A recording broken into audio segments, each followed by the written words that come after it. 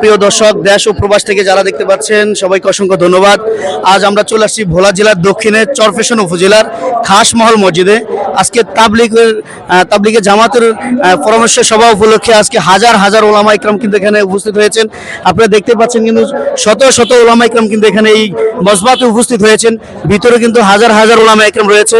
এখন আমরা কিছু ওলামা ইকরামের কাছ থেকে সাক্ষাৎকার নিব যে তারা এখানে কেন আসছে। তো হযরত, আপনারা এই মসবাতে কেন আসছেন যদি একটু বলতেন।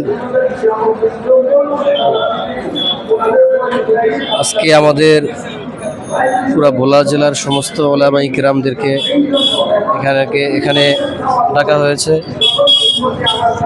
আমাদের আলেমদের মধ্যে একটু দাওয়াত তাবলীগের কাজ একটু কম দেখা যাচ্ছে। এই জন্য কীভাবে ওলামা ইকরাম এই দাওয়াত তাবলীগের কাজে আগায় আসতে পারে, হ্যাঁ, আমাদের মহল্লা এলাকা সুন্দর হয়, এই জন্যে আজকে আমাদের এই আয়োজন। আমরা এই জন্য আসছি। তো এখান থেকে দেশবাসীর কাছে মানে কি মেসেজ পৌঁছাইতে চাচ্ছে তারা, বা সামনে যে ইজতেমা আছে বা জোর আছে, ওলামা ইকরামের বড় জোর আছে, এ সম্পর্কে কোনো আলোচনা হতে পারে কিনা এখানে?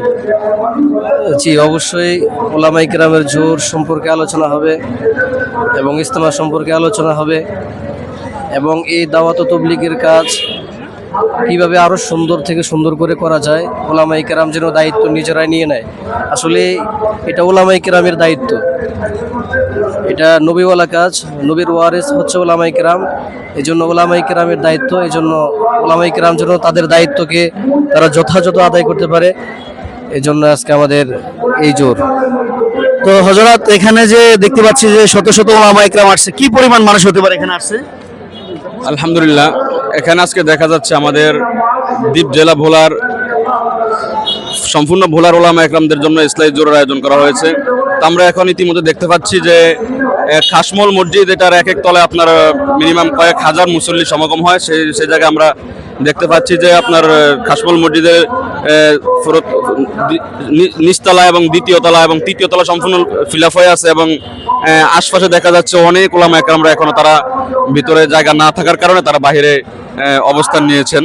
তো সেক্ষেত্রে অনেক ওলামা একরাম আমাদের ভোলা জেলায় যে পরিমাণ ওলামা একরাম আছে, আলহামদুলিল্লাহ তারা সকলে উপস্থিত না হইতে পারলেও এখানে বিপুল সংখ্যক পরিমাণে ওলামা একরামের উপস্থিত আমরা লক্ষ্য করেছি।